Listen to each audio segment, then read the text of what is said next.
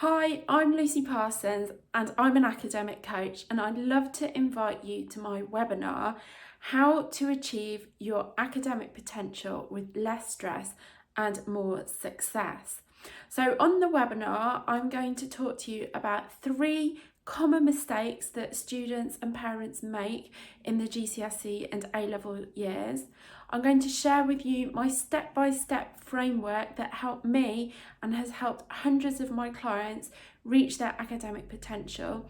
And we're also going to assess your child's strengths and weaknesses against this study skills framework, so that you can go away knowing exactly what they need to work on to improve and get the grades that they deserve.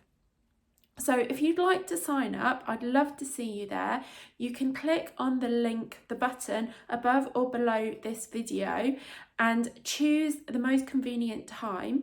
It's best to watch this webinar with your child.